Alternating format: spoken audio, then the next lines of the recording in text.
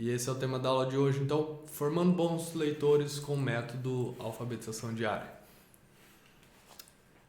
Vamos lá. Hoje eu preparei uns slides, só para eu não me perder, né? No meio das lives e eu não perder o prumo. E para ficar mais fácil da gente entender também. Então eu vou pedindo para o Jairo passando aqui os slides e vamos lá. Quando a gente fala o que é um bom leitor, né? Eu quero que meu filho seja um bom leitor, etc. A gente tem que saber, né, o que é. E não é tão difícil isso, né? Você quer que seu filho, tudo que ele lê, ele compreenda, né? Ele não tenha problema nenhum na escola, na faculdade, etc., no trabalho, né? Só um aviso rápido que eu esqueci. Também na descrição aqui tem um link se você quiser receber a notificação das lives, né, para você ficar por dentro aí, receber por e-mail os avisos, né, das aulas ao vivo, toda quarta-feira às 21 horas. É só você se inscrever também. É um cadastro rápido que você pode fazer e tá na descrição o link. Era só isso. Pode continuar. Não, beleza. E é o seguinte, então eu já coloquei ali, o que é um bom leitor? Então, tecnicamente, né, o que é um bom leitor? É um aluno que dedica toda a sua capacidade de tratamento consciente ao trabalho de compreensão. Então, quando você pega um texto, né, você adulto mesmo pega um texto, você só quer, o que você quer com aquele texto? Você quer compreender aquilo, né, para fazer alguma coisa, etc, etc.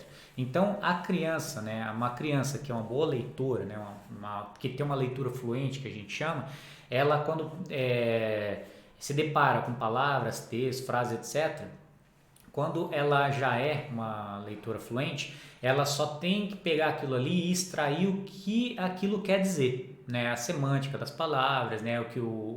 A compreensão do texto. Então, isso sim é um bom leitor. Quando a gente já fala de analfabetismo funcional, né? Grande parte do analfabetismo funcional, tá? Se dá por isso, porque eles pegam, né, os adolescentes, né? A gente vê pelos resultados, né, dos nossos testes nacionais e internacionais também. Então o que acontece? As crianças, os adolescentes, até os adultos também, eles pegam um texto e como eles fazem um esforço tão grande para tentar ler, usar a técnica da leitura, eles não prestam atenção na compreensão daquilo, né? Na semântica daquilo, no que o texto quer dizer. E aí eles falham quando tem perguntas, né? Quando tem perguntas sobre aquilo, né? Que geralmente esses testes fazem perguntas sobre os textos, etc. Então, um bom leitor, ele compreende o que lê, tá bem? Parece simples, né? Mas é o seguinte, para você ser um bom leitor, para você compreender o que você lê, você tem que dominar uma técnica, né? Você tem que entender como funciona uma engrenagem dentro da cabeça aí, né? E fazer ela rodar muito bem. Colocar ela no modo automático para que a sua atenção, né, mude de foco. Então, a sua atenção está ali tentando decodificar, etc, etc, né? Trabalhando numa hora de trabalho. E aí, de repente, você lê, você não presta mais atenção nisso. A atenção muda, né? O foco e, opa, o que isso quer dizer? Entendeu? Então, é esse jogo que ocorre, essa chave que gira, né? Para se tornar que faz criar um bom leitor, né? Ou um mau leitor. Porque tem muita gente hoje que é alfabetizado, né? As crianças são alfabetizadas, tem muito índice bom de alfabetização, etc. Mas eles não compreendem o que lê, né? Então, o que aconteceu, né? Que eles entendem que C com A dá casa, S com A dá A, eles lê casa, mas quando vai ler tem problema, entender? Então, o que está acontecendo?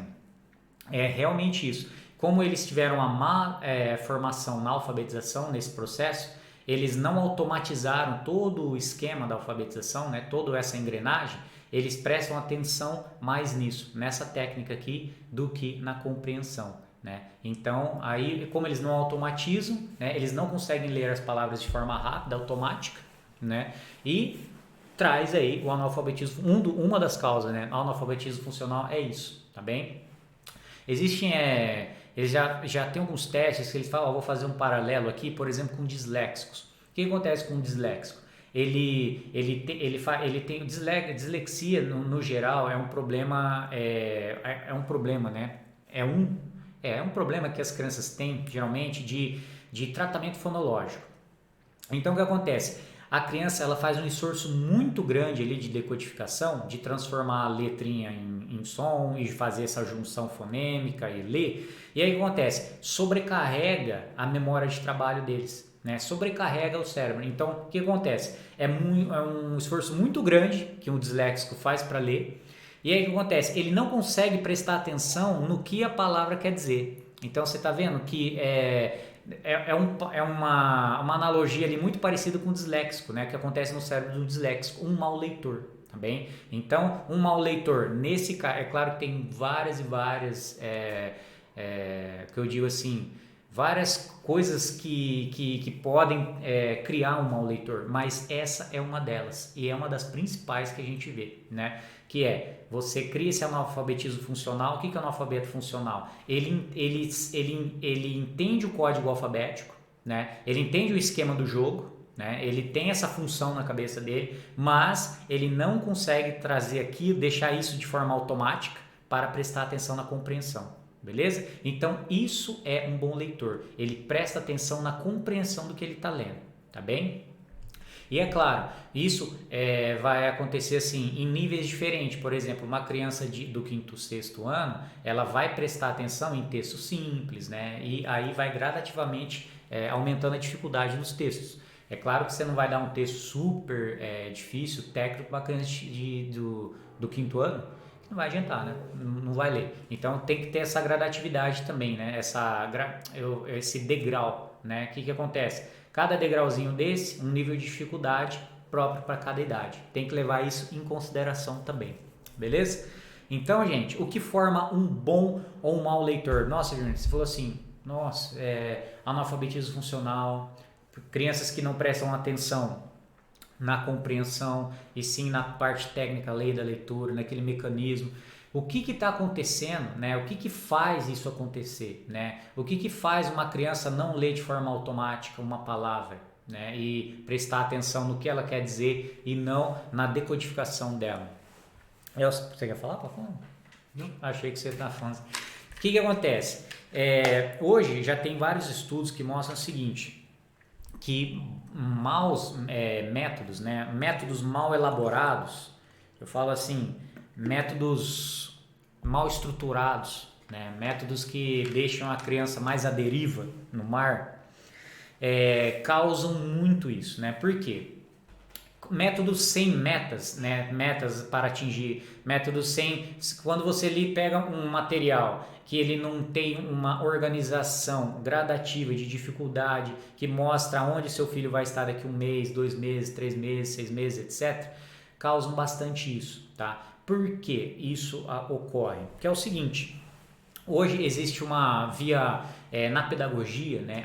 Existe uma via romântica aí na pedagogia, que é o seguinte, de que a criança naturalmente, né, ela se você der textos para ela, se você mostrar, ter um ambiente que o pai lê, que a mãe lê, se você demonstrar historinhas para ela, naturalmente a criança vai adquirindo, absorvendo essas coisas, criando vontade de ler, né? E de repente a criança começa a ler, né? Existem métodos que deixam a criança mais à deriva, né, do que outros. E hoje a gente sabe, quando está falando dessas pesquisas, que metodologias, pode até ser o conteúdo, às vezes nem é tão bom, não são aqueles baitas conteúdos super muito bem organizados, etc. Mas se você pega um método organizadinho, ali estruturado, né? A criança tem meta para cumprir e eu falo crianças de 3, 4 anos, tá? E não se assusta não, hoje tem toda uma métrica para isso. Porque eu vejo muito bem outra visão romântica, né, da educação infantil. Eles são muito pequenininhos, eles vão virar robô. É claro que vão virar robô, do jeito que você trabalha, dependendo do jeito que você trabalha. Mas enfim, então se você... essas pesquisas mostraram que métodos mais sistemáticos, né, métodos organizados, né, mostrando a etapa por etapa, com essas sequências didáticas que eles têm. Gente que fala sequência didática, né? Aqui na minha região eles falam isso, tem uma sequência didática, tem uma sequência de meta, etc. São métodos mais eficazes, são métodos que né, eles pensam o seguinte: a criança tem uma fase de aprendizagem, a gente tem que aproveitar ela. Então a gente organiza isso tudo em um tempo, né? Por exemplo, geralmente é dos 3 aos 6 anos, a gente tem dos 3 aos 6 anos para dar esse choque, esse boom de linguagem na criança, né? E sistematizar isso. Não é só conversar com a criança, dar texto para elas, não, entendeu? Por quê? Você tem que sistematizar isso para a criança, até a criança percebe que ela está percorrendo um caminho. E isso até a motiva, né? Por que motiva? Porque ela sabe que ela na quarta-feira, por exemplo, de segunda, terça, quarta-feira, na quarta-feira ela está estudando uma coisa que ela viu na segunda, viu na terça. Então ela começa a ver ter sentido aquilo ali. Vocês podem até estranhar, né? Vocês falam assim, nossa, Gil, mas não é sempre assim? Não, né? Eu já cansei de ver métodos, cansei de ver práticas pedagógicas que é assim, as crianças têm que aprender sobre, por exemplo, sobre consciência fonológica nessa idade. E aí o que acontece? O que a gente vai aprender com consciência fonológica? Tem aqueles exercícios legais ali de discriminação auditiva, não sei. Aí trabalha na segunda-feira isso. Na terça, consciência fonológica também trabalha, por exemplo, consciência silábica. Aí dá consciência silábica. E aí na quarta trabalha outra coisa. Na quinta outra coisa. A criança percebe, né? O adulto deveria ter percebido, né? A criança percebe que isso não é sem pé nem cabeça, né? Porque ela falou, eu perdi muito tempo lá segunda fazendo tudo aquele exercício, discriminando sonzinhos, pra que agora? Entenderam? Então, gente... Até tem um caso engraçado, uma mãe que utiliza o nosso método, ela veio conversar comigo, né? Nós estávamos conversando, daí ela comentou assim, não, que meu filho fez alguns testes, ele é super dotado e tal, e então eu queria saber se as atividades têm uma lógica, se a criança consegue entender para que serve, porque meu filho, ele é muito esperto e se ele não perceber que aquilo tem uma utilidade prática, para que serve aquelas atividades, ele não se interessa. E daí é interessante que ela mandou uns vídeos dele fazendo algumas atividades, mesmo ele acho que tem 3 anos, se eu não me engano, e ele é muito esperto mesmo. Ele até parece que é mais velho, assim, sabe? Só que ele é pequenininho. Só que isso que ela estava me falando, essas características, qualquer criança é assim, né? Qualquer criança saudável que está, né, nesses períodos de desenvolvimento dos 3 aos 4 anos, tal, as crianças elas se desenvolvem muito rápido, né? Você vê um bebezinho, do nada ele está balbuciando, né? Do nada ele já começa a engatinhar, então assim, é muito rápido, eles dão saltos, né, de desenvolvimento tanto cognitivo quanto motor muito rápido.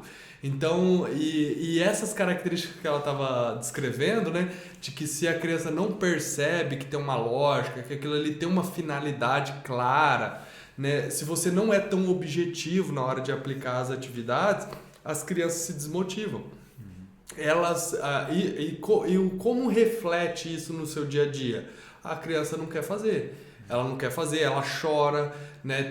Então, assim, tem várias dificuldades que normalmente as pessoas passam ao trabalhar com as crianças porque as atividades não têm essa clareza, não têm esses objetivos muito bem definidos, elas não têm um método muito bem claro. Então, a criança percebe isso. Né? Tanto o adulto que está aplicando, vai aplicando meio no escuro, né? Sem saber muito bem o que está fazendo, para que serve, igual o Júnior está falando. Você aplica lá, vou trabalhar com consciência fonológica, você aplica só atividade de atenção auditiva, para a criança começar a discriminar sons.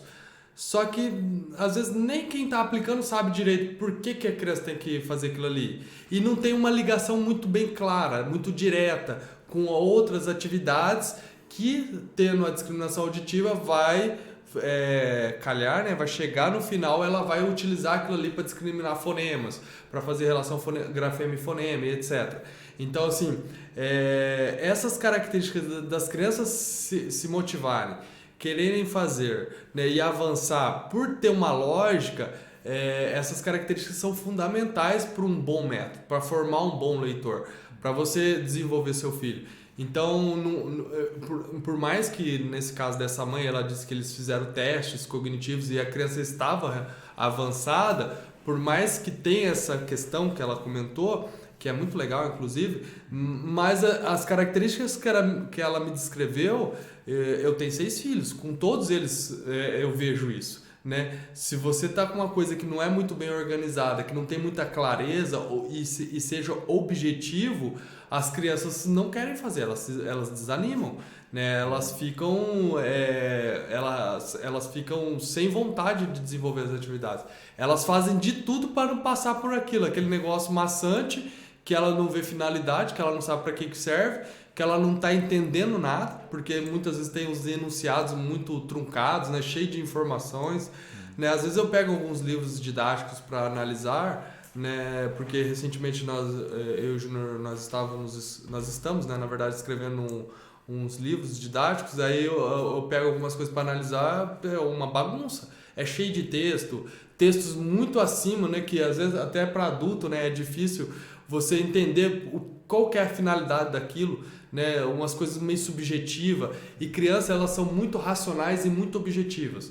Então a arte da educação infantil é você ser prático e objetivo, é você simplificar as coisas. E não se engane, ser simples é difícil.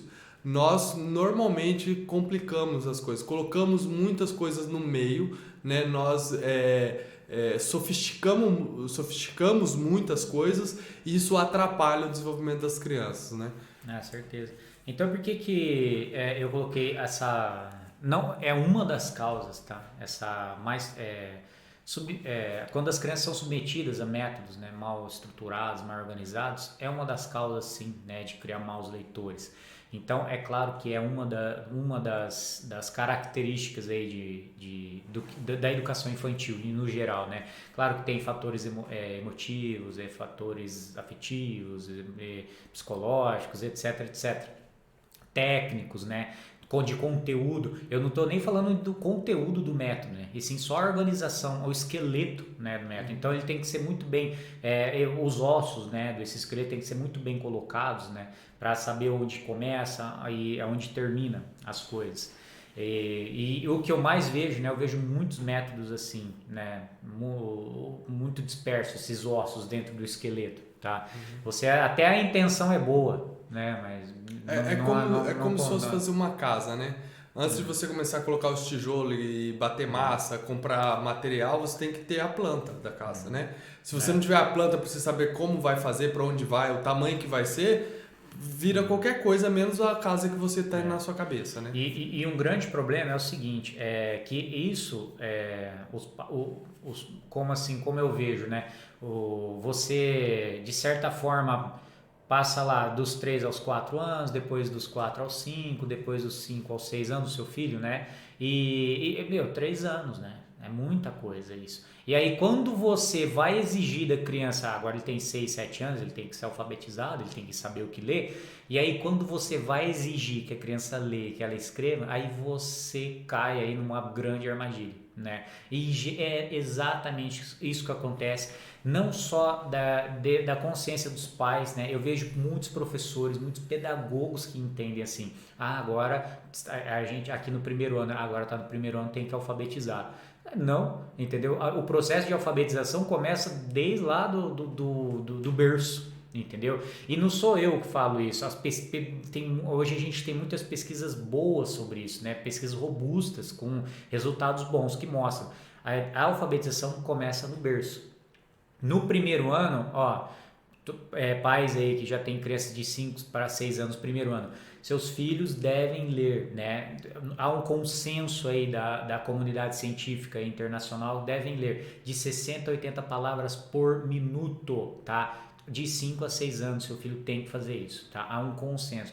Para quê? Para que ele chegue no 5º ano, ele esteja lendo ali em volta de 150 a um pouco mais de palavras por minuto, para que mais adiante ele aumente isso. Porque, gente, quando você pega um texto e você lê de forma rápida, né? Não é rápida, que não é um maluco, mas eu falo assim, de forma fluente, ritmo, rápida, com prosódia, etc., você compreende. Por quê? Você está desde lá da barriga da sua mãe ouvindo as pessoas conversarem nesta velocidade aqui. Nós compreendemos as coisas nessa velocidade que nós conversamos. É muito fácil você fazer um teste com o seu filho. Peça para ele ler um texto e depois peguem umas perguntas objetivas sobre o texto e faça sobre o texto. E depois você leia o texto para ele e faça as mesmas perguntas. Você vai ver que o que está acontecendo? Ele está entendendo de forma oral, né, as coisas, porque ele já está acostumado a entender as coisas assim. Tá bem? Nós somos treinados assim. Agora, quando ele tem que decodificar tudo aquilo, pegar todo aquele código, transformar e compreender, é outro processo. Ele precisa de esse intervalo que tem entre a letra, né, a palavra, até a compreensão dele, que a fala já pula esse processo. Né? A fala pula. Esse processo dele decodificar tudo aquilo e compreender é um mecanismo que ele tem olha só, que ele tem que ser treinado e para que fique automático na cabeça. Isso passe de forma tão rápida e automática que ele leia como se ele estivesse ouvindo alguém conversar com ele. Aí ele compreende da mesma forma, tá bem? Então, gente, eu até coloquei uma frase, essa frase nem é minha, né? É do professor, chama José Moraes, é um baita aí pesquisador sobre a literacia, né? Alfabetização de forma geral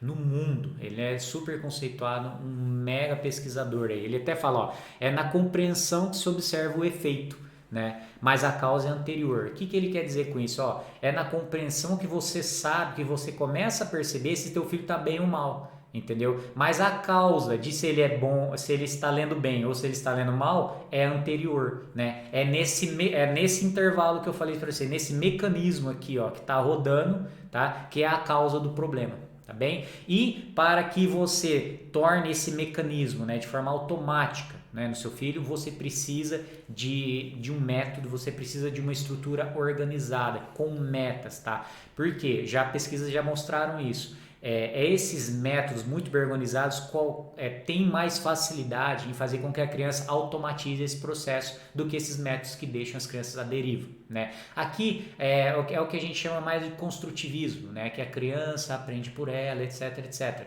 Não quero entrar nesse debate agora, pode ser outra live, etc, tá bem? Mas esses métodos que puxam mais para esse lado têm mais dificuldade em fazer com que esse mecanismo se torne automático, beleza? Chato pra caramba, né? Tudo essa teórica aqui, né? Mas vamos passar lá que já vamos pra prática. E eu tô acompanhando aqui no meu celular os meus slides que eu tô pedindo pro Jairo passar aqui, tá? Então, gente, o que acontece? Você fala, nossa, tudo bem, Júnior. Então eu preciso de um método estruturado. Eu sei que eu tenho que automatizar essa leitura das crianças, etc. Como eu faço isso? O que você deve fazer, né? Até o nome da live aí era como se tornar um bom leitor utilizando o nosso programa. Por quê? No nosso programa nós fizemos isso, então eu estou usando ele com não só, né, muita gente fala vendendo peixe, mas usando ele como parâmetro, né, porque ele tem essa estrutura, eu criei esse esqueleto, né, nesse método, então é mais fácil de eu mostrar para vocês. Então, olha lá, temos lá progressão de atividades, então o que você tem que fazer? Hoje nós sabemos, porque já tem várias pesquisas já que também mostraram que dentro desses métodos mais eficazes, com práticas pedagógicas mais eficazes que fazem com que automatizem esses processos e as crianças leem, né, existem dentro dessas pesquisas algumas competências, algumas habilidades em comum, tá bem? Então o que eles perceberam? Métodos que trabalhavam consciência fonológica ou vocabulário instruído, né, instrução de vocabulário, consciência fonêmica, essas práticas pedagógicas trazem mais resultados, tá bem? Hoje tem sites, olha que interessante, só um parênteses, tem sites que eles pegam todas essas pesquisas e fazem é específico para isso, é muito interessante esses sites, eles pegam todas essas pesquisas aí que tem no mundo afora e fazem uma espécie de revisão bibliográfica. E fizeram mais ou menos isso, com milhares e milhares de estudos já, né? Muito interessante. Até já sempre comentei com vocês que eles, nos Estados Unidos, eles criaram aquilo que eles chamam de, chama Read Panel, eu esqueci o nome. National Read Panel, isso mesmo. Eles fizeram um painel dessas competências, tem no Google aí, se você escrever isso aí, você vai ver lá as competências. Então, o que nós devemos fazer? Nós devemos pegar essas competências e aplicar com as crianças. Só que é como eu falei no começo. Se você procurar no Google lá, consciência fonêmica, atividade de consciência fonêmica, você vai achar um monte de atividade, um monte, muito legal, né? Legal, parabéns. Agora você acha lá, consciência fonológica, um monte também, muito legal, né? Eu já fiz várias dessas pesquisas. E aí o que acontece? Qual que é o problema disso? O problema é que amanhã é quinta-feira, né? Amanhã é quinta-feira e eu tenho que acordar cedo e ir trabalhar com meu filho. Meu filho tem 3, 4 anos e daqui a pouco ele já tem 5, 6 e não vai estar lendo. Quais dessas competências aqui eu devo trabalhar primeiro? E dentro dessas competências, quais são as atividades dentro delas que eu devo começar primeiro, segundo, terceiro, quarto, quinto? Tá bem? Então, o que você tem que fazer? Você tem que fazer essas escadinhas aí que eu fiz, né? O que a gente fez? Para você saber quais competências você deve trabalhar, você deve responder algumas perguntas, né, que você deve fazer para o seu filho. Por exemplo, hoje nós sabemos que o primeiro passo da alfabetização é a criança entender o princípio alfabético. Como você faz isso? Né? Consciência fonológica, consciência fonêmica, etc, etc. Como você pega consciência fonológica, consciência fonêmica, coloca num sistema gradativo de dificuldade para aplicar na segunda, na terça, na quarta, na quinta, em fevereiro, março, abril, junho, julho, até dezembro com seu filho. Aí nós criamos essa escada. Então olha só, seu filho ele tem consciência fonêmica? Também, essas perguntas que você tem que responder. Ele faz relação grafo-fonêmica? Ele trabalha ele trabalha decodificação e codifica também? Ele entende o princípio alfabético? Então essas são as primeiras habilidades que você deve trabalhar com seu filho. As primeiras. Fazendo como?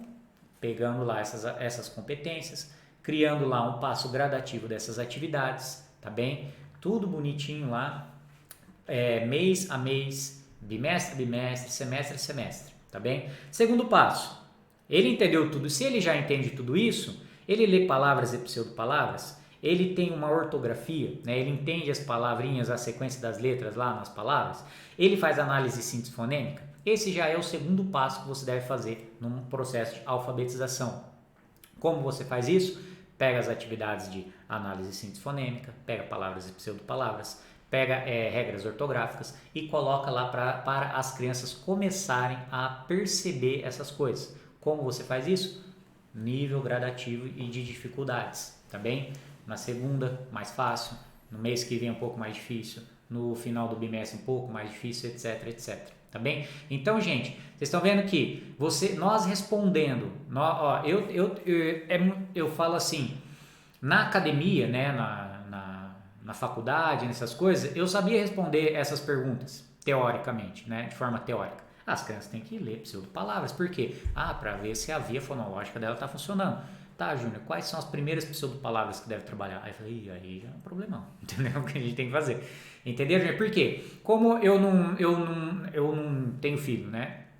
E eu não trabalhava ainda com as crianças, etc., eu ainda não me preocupava tanto. Mas, por exemplo, depois que o Jairo chegou aqui e a gente resolveu montar o programa, eu falei, não, agora eu tenho que saber exatamente quais são, por exemplo, as primeiras atividades de consciência fonêmica, quais são as primeiras atividades de consciência fonológica. Eu tenho que saber exatamente porque amanhã ele vai ter que trabalhar com as crianças. Então, isso exigiu que nós criássemos esse programa, né? Respondendo essas perguntas aqui, exigiu que, além de criar esse programa, nós criamos esse esqueleto, né, com níveis de dificuldade. E é exatamente isso que é você criar um método bem estruturado, um método bem organizado, tá bem? Respondendo essas perguntas, claro que vai subindo de nível, depois, por exemplo, nível de frase, ele lê de forma fluente, com velocidade e precisão, tá com problema, faz análise e síntese ainda de fonemas dentro das palavras, e aí vai subindo, né, é claro, as perguntas vão ficando mais difíceis, para as crianças menos, para as próprias crianças, né, e vai ficando também mais difícil as próprias atividades, é claro, né, porque elas vão subindo de nível, e como o Jairo falou, não só você percebe isso dentro de um método bem organizado, essa escadinha. As crianças também, elas percebem. Eu vou dar um exemplo prático aqui para vocês. Por exemplo, a criança trabalha a memória. Quando ela começa a trabalhar a memória, ela começa, por exemplo, a sequenciar algumas coisas. Sequenciar comandos. Vai até ali e faça alguma coisa, faça isso, faça aquilo. Depois ela começa a sequenciar objetos, cores, etc. Mas ela começa a sequenciar 2 na segunda-feira. Aí lá na sexta ela já começa com 3. Aí ela, o papai percebeu aí que você já está fazendo com 2, então a gente já consegue aumentar mais 1, 3, depois 4, 5, 6, entenderam? Dígitos, fonemas, etc. Né? Vai aumentando também com a escadinha, vai mudando também, né, de objetos, né? Objetos, cores, etc. Depois letras, fonemas, etc. A criança mesmo percebe isso, que opa, hoje eu consigo 2, amanhã eu consigo 3. E adivinha, crianças pequenininhas, elas são mais, é muito mais fácil você fazer essas atividades um pouco desconexas, porque mais lá na frente elas vão se convergir, né? Elas vão, todas as atividades, elas vão virar basicamente num processo só, num mecanismo só, para que ela bata o olho na palavra e leia aquilo de forma rápida, tá bem?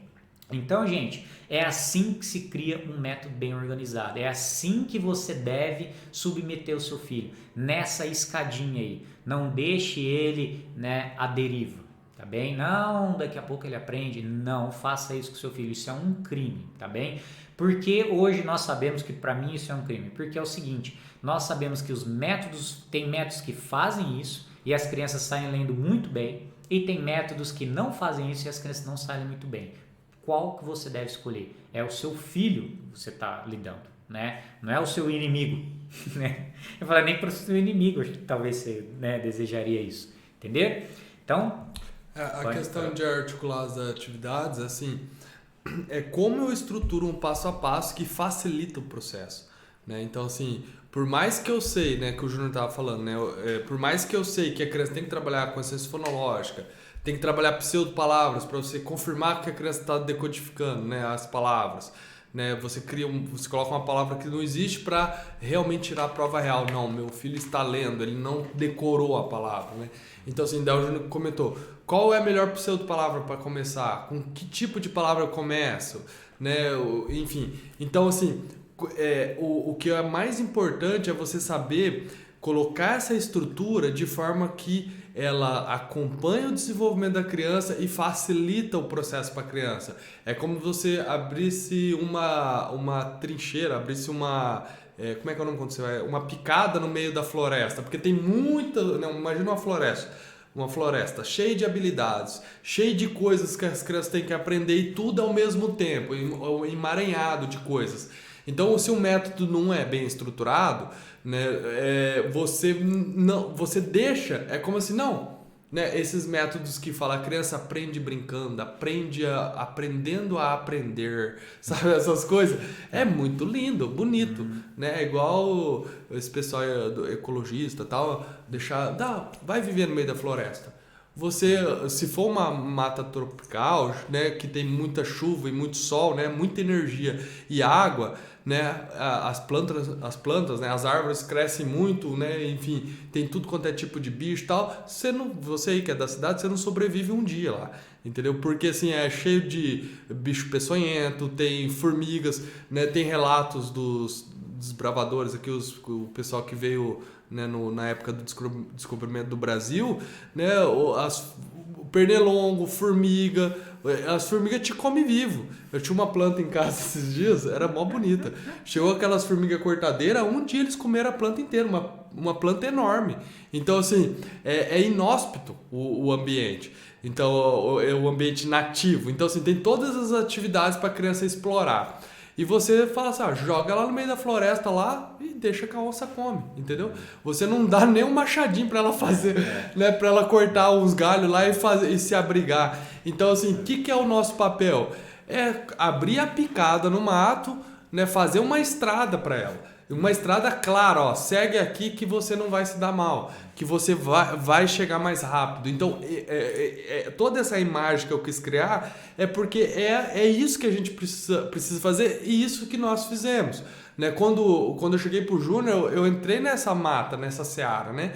Entrei nessa savana aí da África, né? Para desbravar a coisa. Sabia, né, as habilidades, sabia o que a criança tinha que aprender, o que ela tinha que dominar, né? Eu sabia o que eu tinha que ensinar para ela. Só que daí, como eu ensino? Como eu falo com ela para ela entender? Né? Com uma criança pequena, dependendo do termo que você usa, ela não sabe o que significa. Então, assim, tá, eu sei que tem que trabalhar lá desde novinho, porque crianças que trabalham desde novinhas lá, o desempenho delas aumenta, né, em alfabetização. Mas como que eu trabalho com essa criança? Tem um jeito que funciona melhor. Então foi isso que nós tivemos esse cuidado, nós fomos tendo esse cuidado de ir desbravando esse ambiente, de ir criando esses caminhos, né, que facilitavam o desenvolvimento das crianças. E o melhor, o que eu posso comprovar isso, nós testamos isso na prática.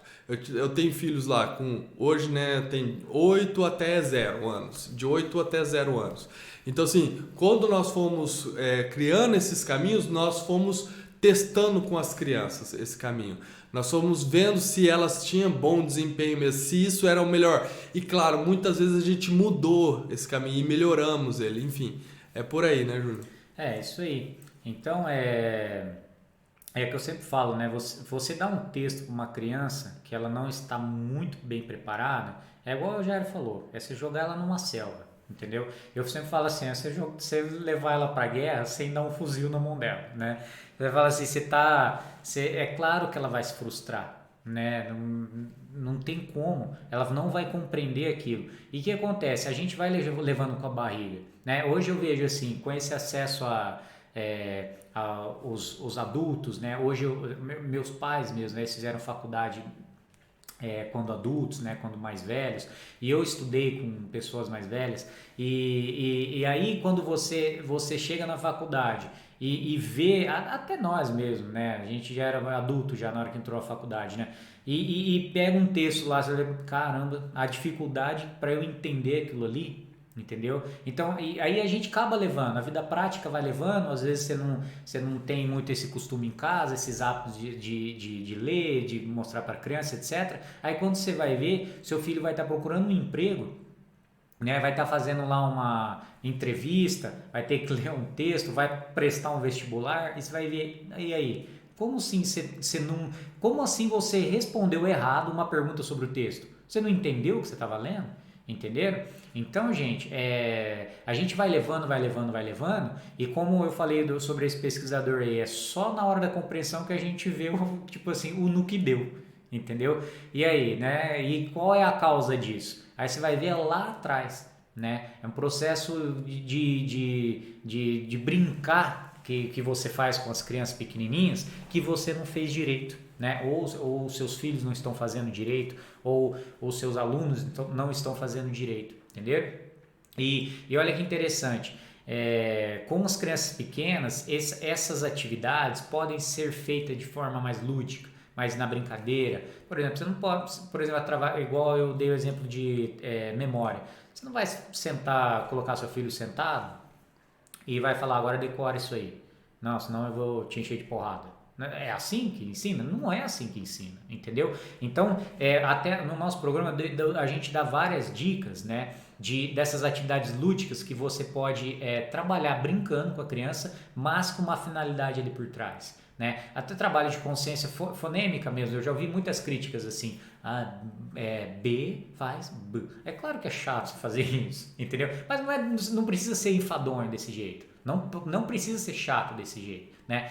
Por isso também no nosso programa nós damos algumas dicas para você fazer isso. Agora imagina, desde pequenininho você não fez isso, e agora como um grande, né, um adulto, né? Como que você vai resolver isso aí? É um problemão, né? Não é à toa que professores que trabalham com EJA, né, de educação de jovens e adultos, na parte de alfabetização tem um problemão na mão. Por quê? Eles têm que trabalhar esse processo de decodificação, né? Não tem como fugir disso. O nosso sistema de leitura dentro da nossa cabeça funciona e precisa passar por isso. Só que com adultos. E você não pode falar assim, vamos brincar agora com as letrinhas. Tá vendo o problemão que é? E você acaba levando e não percebe, tá bom? Então, gente, eu coloquei no próximo slides aqui, alguns exemplos das atividades. Até são fichas mesmo do programa, né, que eu peguei.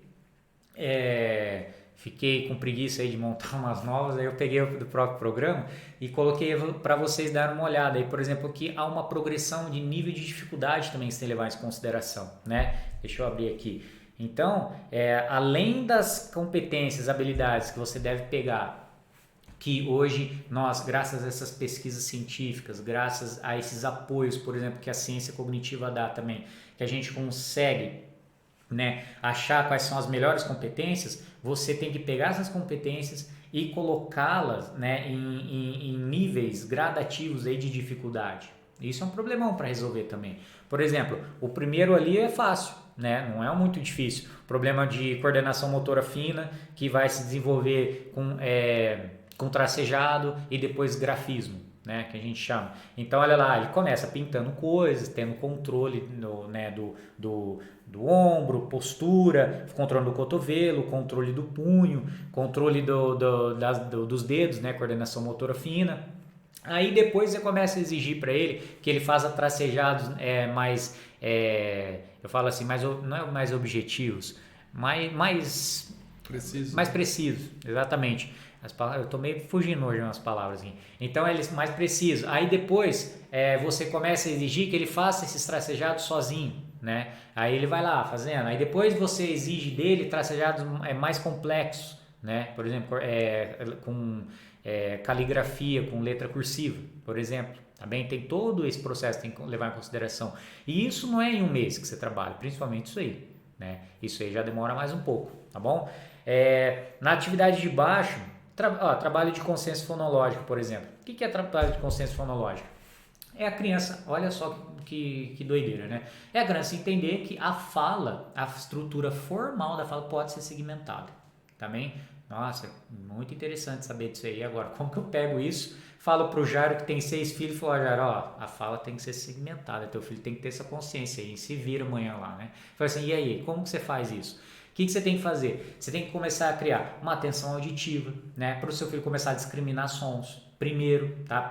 Então você tá vendo que você tá preparando o seu filho para entrar na selva? Você não pode chegar e falar isso para ele, filho, a fala, a estrutura formal da fala tem que ser segmentada. Então, você tem que aprender isso aí para ser melhor alfabetizado. Falou aí, entendeu? Então, o que você faz? Treina a audição dele primeiro, né? Seu filho não precisa ser um super músico, não, mas ele tem que aprender a discriminar sons, tá bem? Primeiro, sons ambientes, né? Sons de objetos, etc. Até coloquei aqui o som dos animaizinhos. Depois ele tem que pegar esses sonzinhos e colocar em sequência. Aprender a brincar com sequências sempre. Tá bem? Aí ele pega lá um sonzinho que ele discriminou, o sonzinho do avião ou do carro, aí ele coloca o primeiro, o segundo. Ele tem que aprender números ordinais, ele tem que saber que é primeiro, segundo, terceiro, tá bem? Com crianças pequenininhas você já consegue fazer isso. Esse é o primeiro, esse é o segundo. Ele não sabe que é um número ordinal, mas quando você fala que é o primeiro, ele sabe que o primeiro vem na esquerda. Ele não sabe que é a esquerda, mas ele sabe que é esse ladinho aqui. Depois, o próximo, ele começa a se acostumar com o vocabulário.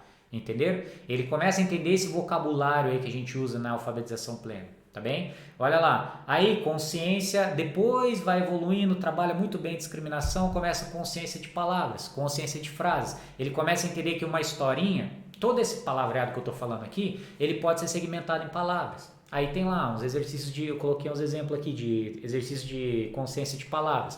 Você fala 3 palavras, depois você tira uma para ele perceber que o que você falou não é uma palavra só, não é uma forma fonológica só, não, são 3. E uma você tirou, aí ele, opa, tem um buraco aí. Ou você fala uma frase e depois tira uma palavra, que tem aqui também, né? Ou você incrementa uma, o que tem a mais, o que tem a menos. Ele começa a perceber que todo esse barulhão aí, essa música que você está falando para ele, é toda cortadinha, toda picada. Isso só oralmente primeiro, tá? Ele aqui, ele não pegou no lápis ainda, só, claro, para aprender a letrinha A lá, etc. Também, isso tudo oral, tudo brincando, com historinha, com poema, com música, tá bem? Não é, senta aí, vamos aprender consciência de palavras. Não é assim, tá bem? Consciência silábica. Aí depois disso, aí você começa a diminuir, né? Veio para palavras, agora ele tem que entender que essa palavra pode ser picada também, né? Consciência de trabalho de sílabas, né? Aí tá lá, com palmas, brincando, etc. Vocês estão entendendo? Então não é, vamos aprender consciência silábica agora. Não, vamos lá, vamos bater palma pro macaco. Macaco. Quantas palmas batemos pro macaco? 3. Nossa, isso aí é 3 sílabas, entendeu? Tem todo um jeito aí, né? Toda uma didática que dá para você adaptar, né, para as crianças. Próximo, eu não coloquei todas as competências, porque é bastante coisa, tá? Vai ficar muito extenso. A gente já vai ficar lá umas 2 horas aqui. Então, mas por exemplo, aí coloquei outra aqui, essa aqui de cima é consciência fonêmica. Já, como você começa a trabalhar consciência fonêmica, tá? Você viu lá, trabalhando com consciência fonológica, consciência fonêmica. Ó, crianças que têm consciência fonológica, elas não são alfabetizadas. As crianças têm que entender como funciona o código alfabético. Elas só conseguem entender isso a nível fonêmico, né? Quando elas estão trabalhando consciência fonêmica. E isso você começa a preparar a criança desde lá de consciência fonológica. Ela vai entendendo essas brincadeiras com sons, tudo oral, tudo brincando ali, vai separando, vai cortando, etc. Daqui a pouco ela está fazendo a nível fonêmico. Tá? O que é nível fonema? O fonema é uma representação dessa articulação do nosso aparelho fonador aqui que a gente faz. Tá? Isso é um termo técnico, mas basicamente é o sonzinho da letra. Tá bem? É que tecnicamente, né, no meio acadêmico, não é o certo, mas a gente fala é o sonzinho para criança, né? A gente não vai falar, nossa, o fonema é a articulação, a gente nem fala fonema para as crianças, fala o sonzinho da letra, tá? São crianças pequenas, elas não estão na faculdade, né? Então, qual que é a palavra? As primeiras atividades, relação grafo-fonêmica. A criança entender que aquele símbolo ali, né, tem um sonzinho, ou tem 2, ou aquele sonzinho tem mais de 2, 3 símbolos que representa ele, também. Como você começa a trabalhar essa relação grafo-fonêmica? Ainda é que aqui não dá para mostrar, mas por exemplo, você começa com dramatizações de fonema. Você começa a brincar com a criança dela imitar um sonzinho, por exemplo, do vento. O que é isso? É o sonzinho do F. Entenderam? Então, antes da criança fazer essa primeira atividade aí, relação grafofonêmica que tem aí, que eu mostrei, ela já está trabalhando essa dramatização, essas onomatopeias que tem nos poeminhas, nas músicas.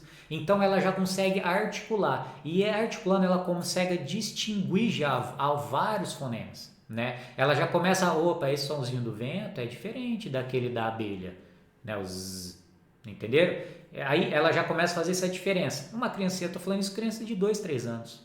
Né? Parece uma brincadeira bem boba, mas para uma criança de 2, 3 anos é muito legal, muito interessante. Eles gostam de fazer isso. Aí, o que acontece? Qual o próximo passo? Você como fizemos lá, lembra que eu dei o exemplo lá de sons ambientes? Você também começa a colocá-los em sequência. Ainda nem precisa formar palavras ainda. Só colocar primeiro, segundo, o, i, entendeu? Encontros vocálicos, né? Começa com 2, depois com 3. Depois você pula para atividades já de análise e síntese fonêmica. Análise e síntese fonêmica é você dar o sonzinho, por exemplo, você dá o zá. Aí a criança tem que falar assim, nossa, é o z e o a, zá. Entenderam? Ela começa a analisar, olha só que interessante. Ela não estava analisando lá desde o começo a frase, analisando o quê? Em palavras? Analisando as palavras em sílabas, agora elas estão analisando as palavras em fonemas, entendeu? Analisando e sintetizando, porque você pode falar assim também, né? Pode não, né? Você deve fazer, como tem no nosso programa, zá, aí ela zá. Depois você fala assim, zá, ela zá. Sintetiza e analisa, entendeu? Tem todo um processo, mas como eu falei para vocês, se você procurar lá no Google, atividades de consciência fonêmica, tá, aonde você encaixa isso aí em todo o processo, entenderam? Então vocês estão vendo que vocês têm que preparar, você vem preparando a criança para uma atividade específica da alfabetização, tem todo um caminho, é muito específico mesmo, né? Mas é claro, a gente né, é o meu trabalho, é o nosso trabalho, né? Transformar isso de forma simples para que você consiga aplicar na segunda, na terça, na quarta. Qualquer leigo que se depara, o material que eu falo assim, eu sempre falei pro Jairo, a gente tem que ter um material intuitivo, porque o Jairo mesmo não é pedagogo, né? É geógrafo, é empresário, faz outras coisas, né? Eu falei assim, então eu quero montar um material ali, eu quero que você pegue aquilo ali e não precise de mim. Alguns detalhes ali, se precisar, eu faço um vídeo para você, alguma coisa, que é o que a gente fez basicamente, né? Tem os vídeos lá de orientação, qualquer coisa, os guias de aplicação. Entenderam? Até o Júnior falou as dicas, que nós damos as dicas, são guias bem práticos, né, que ele mostra as atividades e fala assim, o melhor jeito de trabalhar essa atividade é assim, a finalidade dela é tal, o jeito de trabalhar é esse. Você tem algumas variações, mas você trabalhando assim funciona melhor. Isso foi testado e com uma coisa muito prática, um guia, né, que é uma videoaula de 15, 20 minutos, você resolve um monte de coisa, sabe? Várias semanas de atividade você já sabe como aplicar. Então é uma coisa muito simples e é simples de propósito, porque assim, não precisa ser um especialista, não precisa ter um PhD, fazer uma pós em psicomotricidade, uma pós em neuropedagogia, não precisa nada disso. Ele tá me zoando porque eu fiz essas poses. Não, mas você fez eu sei, eu tô brincando. Pra chegar nesse ponto, porque assim... Não, é meu trabalho. O difícil é simplificar. Fácil é complicar as coisas, falar bonito, falar em termos científicos, genéricos ou específicos, só que no dia, na prática, com a criança, você não saber o que fazer. Isso é um problema. Né? Se você sabe tudo, né? Que é o que aconteceu comigo. Eu fui ler artigos, conversava com meus amigos que eram muito bons, né, em pesquisas científicas, né? Nós conhecemos, né, Júnior, professores, né, que já têm 60, 65 anos de idade e trabalham com pesquisas, né, na área de educação há 30 anos, né? Já têm filhos adultos. E isso muito legal, né? As descobertas, né? O que funciona, o que não funciona, só que na hora de colocar na prática é outra história. Aí então assim, como que nós resolvemos isso, né? Dessa forma. Então assim, uma sequência clara, objetiva, simplificada, com guias mostrando a melhor forma de aplicar com as crianças, para que você consiga resolver no seu dia a dia, sem ficar perdendo tempo, né, estudando, procurando atividade, etc. Né? Não, com certeza. Até nos guias eu falo assim, você tem que saber bem um enunciado da atividade. Você sabendo falar bem um enunciado, né, que é o que a atividade faz, a criança entende, ela faz, o nosso programa é uma coisa que isso aí a prática pedagógica me deu bastante. Assim, a criança tem que entender um padrão. Né? Ela entende um padrão de atividade, ela deslancha. Aí você só vai aumentando o nível de dificuldade desse padrão. Por exemplo, o de baixo ali, atividades de orientação espacial. A primeira atividade é para ela pintar ou de cima ou de baixo. É para ela ir se acostumando, né, com esse vocabulário, em cima e embaixo. Por quê? De acordo também com essa prática pedagógica, e a gente sabe também que as crianças mais para frente têm problema, por exemplo, na escrita, com espelhamento de letras, essas coisas. Esse tipo de atividade faz com que ela se acostume com o vocabulário, que na hora que ela tem esse problema, você corrige de forma mais rápida. Você não perca tempo com essas coisas. E é engraçado que, por exemplo, espelhamento de letras mesmo.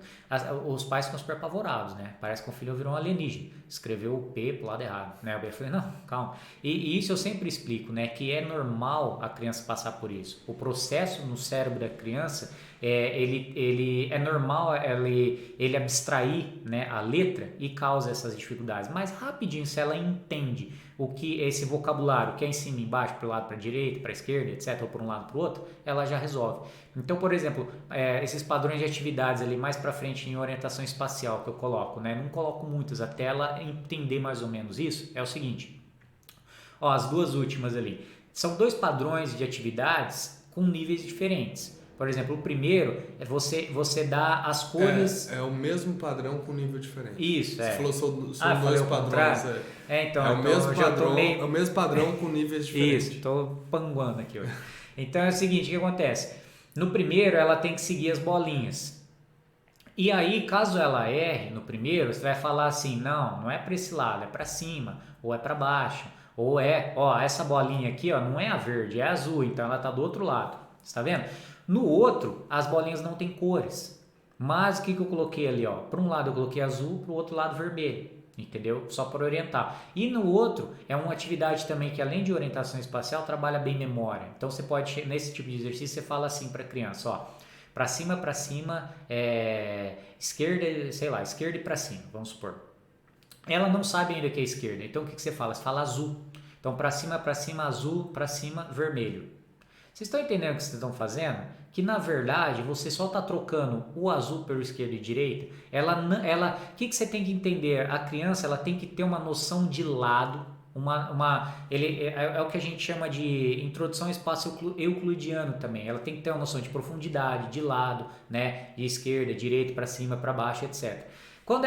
Isso é o mais importante. Depois você só vem e nomeia essas coisas, né? Você está vendo para onde você está indo? Essa é a tua esquerda. Aqui a criança ela não tem maturidade ainda, né, corporal, para entender onde que é direita, esquerda, lado, etc. Tá? Mas o que está acontecendo? Você já está dando nome aos bois. De repente, quando ela tem mais maturidade, né, opa, é isso aí que é esquerda e direita. Tá vendo aquele azulzinho que eu ia pro meu pai falava azul? Aquilo lá era a minha esquerda, aquilo lá era a minha direita, tá? Isso paralelo, isso nem é a intenção ainda da atividade, mas isso acaba ajudando. A intenção da atividade que eu falo é a criança se acostumar com esse vocabulário. Labirinto também é para cima, é para baixo, é lá no meio. É para esse lado aqui, é para o outro lado aqui. As crianças até 5, 6 anos, eles não entendem mesmo o que é muito esquerda e direita. Então eu falo sempre lado, é para esse lado aqui, ou para esse lado aqui. Aí eu dou cores para os lados, para o lado azul, para o lado vermelho, para ajudar isso. Depois que ela está mais madura, etc., você vai lá, dá o nome aos bois, pronto, resolveu já esse problema já de lateralidade aí para o seu filho.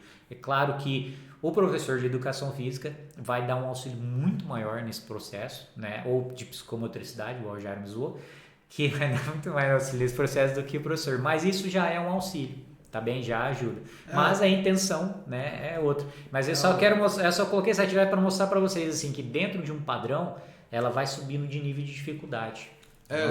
Tem no método, tem um caderno de psicomotricidade, apesar de eu estar falando aqui, com as principais atividades que dá para desenvolver com as crianças. Claro, você pode criar muitas variações dessas atividades, mas assim, o fundamento da psicomotricidade tem lá um caderno com os exercícios dividido por idade que você pode desenvolver com as crianças. É muito legal porque você faz isso brincando com as crianças, né? Então amarra uma fitinha, igual tá ali, uma fitinha, é meio rosa aquela cor ali, né? É que é um vermelho degradê, ficou meio rosa.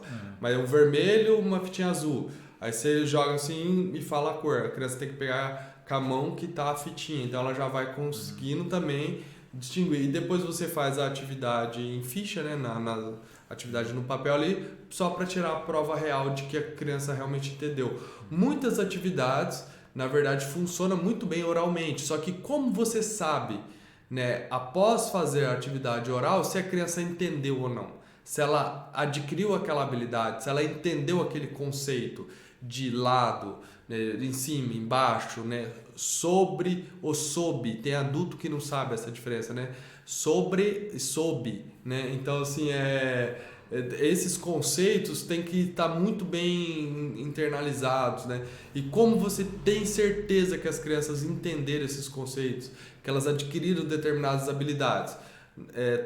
Tendo um método estruturado, passo a passo, tudo ali para a criança, para você dar o comando e a criança executar. Aí você consegue realmente, né, a criança confirma que ela entendeu, né, determinados conceitos. E é claro, tem coisa realmente escrita, né? Não tem como você fazer oralmente a escrita, né? A criança vai ter que escrever no papel, então, né, você já treina no papel mesmo, né? Mas algumas coisas que são consciências, né, atenção auditiva tem que ser praticado oralmente, né? A oralidade é a base da alfabetização. Isso é uma coisa que eu gosto sempre de repetir. Toda a base da alfabetização, né, nasce na oralidade. Então, quanto mais você trabalha essa base com música, poemas, leitura em voz alta, né, o que a gente chama de literacia, com trava-línguas e etc., quanto mais for fomentado, né, e consolidado isso, melhor a criança vai se desenvolver na alfabetização, porque a alfabetização nada mais é do que você pegar essa oralidade e formalizar ela, né? O que eu falo eu escrevo assim, né? Então a alfabetização, o papel da alfabetização é você conseguir extrair da oralidade uma linguagem formal, que depois entra a gramática, tal, que tem o consenso, né? Quando cria, né, as normas da gramática, etc.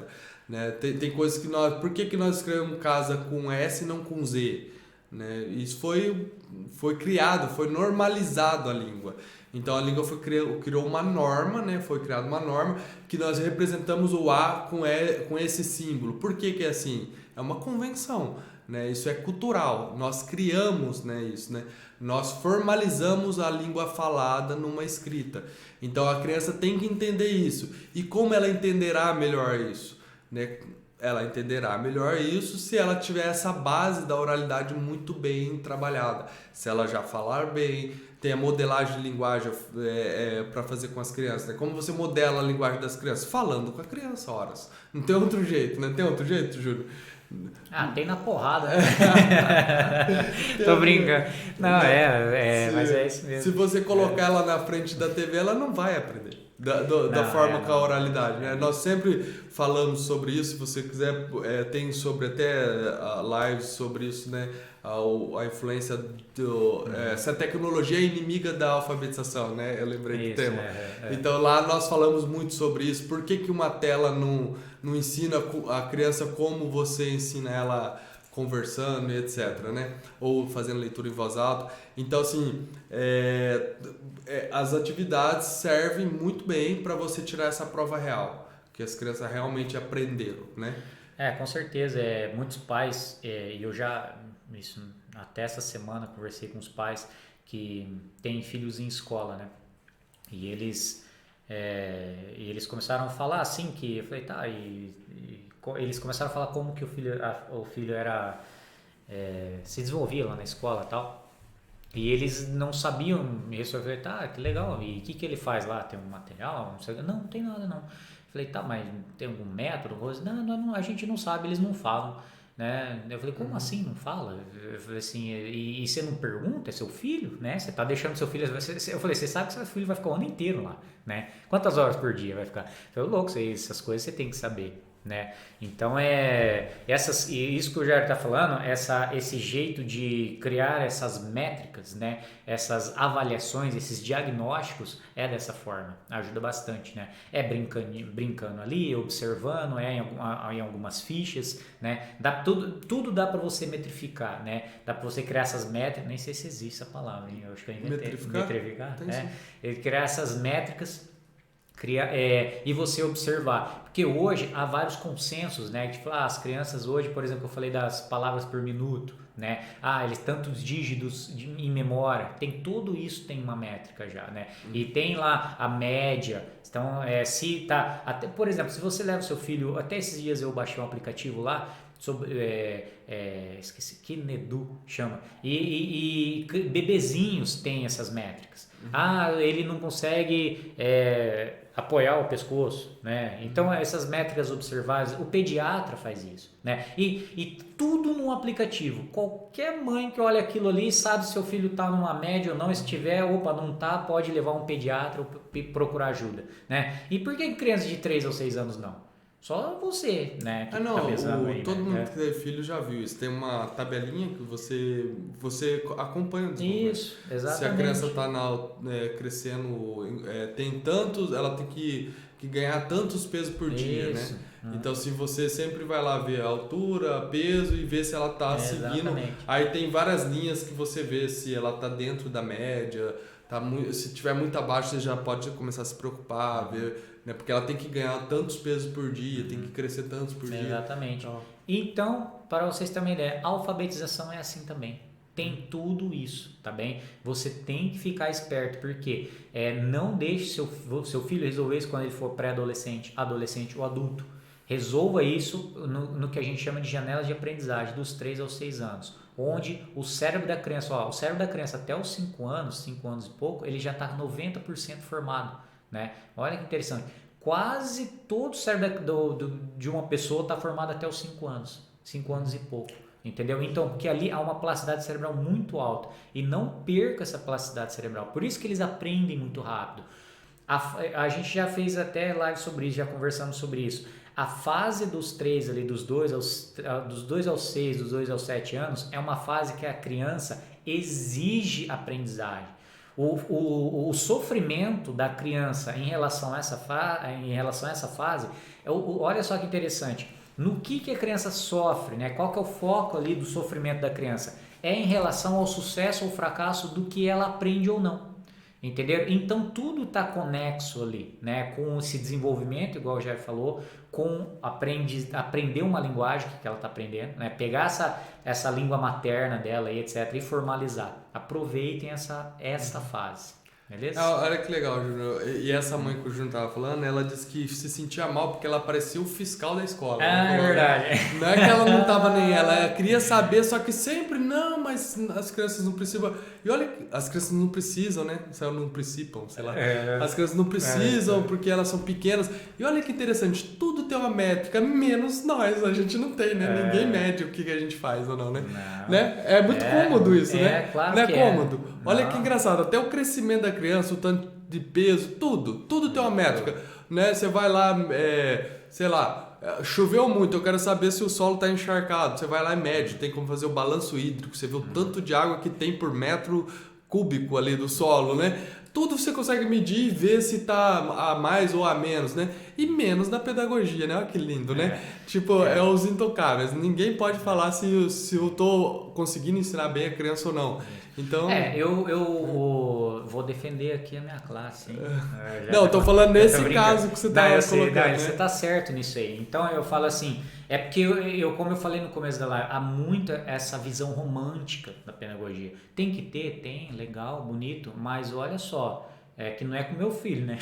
Com o seu filho. Mas eu falo assim, mas dentro da educação infantil tem sim, é um defeito mesmo, né? Que eu não falo todo o universo da pedagogia, mas é um defeito uma pessoa não pegar lá o que eles descobrem, né? O que a academia descobre, o que essas grandes descobertas descobrem, vou fazer o que a gente fez, né? É um defeito você pegar aquilo, olha lá, descobriram lá que as crianças têm que fazer aquilo em determinado período. Pega aquilo, como eu faço a criança desenvolver isso ali na prática? Esse é o papel do pedagogo, entendeu? Nós temos que ter essa conexão com a academia, né? A prática tem que estar ligada com a ciência, né? Então não pode ser assim, deixa esse pessoal maluco lá descobrir e eu me viro aqui. Não é bem assim, tá bem? Então tem que ter essa conexão e é isso que a gente faz. É que eu falo assim, eu realmente era um pouco mais acadêmico, né, estudar, apesar de eu sempre trabalhar, né, trabalho já 11 anos agora com educação infantil, alfabetização, mas o Jairo eu estava mais na prática ali no barro, né, com as crianças, então eu falei assim, não, eu pego tudo aqui, a gente transforma ali e você vai lá e aplica, entendeu? A gente faz essa conexão, isso é um trabalho em pedagogia. E esse romantismo que o Júnior está falando, se você for ver, isso reflete até nas escolas. Tem escolas boas que os professores não sabem muito bem como que é o desenrolar. Então essa mãe que ficava falando assim, eu me sentia mal eu achava que era um fiscal, porque às vezes quem está do outro lado de lá também está sofrendo com isso. Porque ela tem a obrigação de entregar alguma coisa, né, pro coordenador pedagógico, para os pais, e ela não passaram para ela, você vai fazer isso agora, porque amanhã você vai fazer aquilo, porque daqui um mês essas crianças têm que estar sabendo isso. É só assim, trabalha aí, no final elas têm que, né, saber fazer alguma coisa. Só que não tem um passo a passo. Isso eu falo pro Júnior, como eu fiquei muito tempo no mundo corporativo, empresarial, eu falo para eles, isso aí é falta de gestão de empresa. Né? Na empresa, se você contrata uma pessoa e não deixa muito claro o que ela tem que fazer, pode saber que você vai gastar dinheiro à toa e não vai ter o resultado que você espera. Né? Empresas boas, né? Empresas bem organizadas, que tem uma gestão de qualidade, cada um tem um cargo, ele sabe qual que é a função dele e como executar a função dele.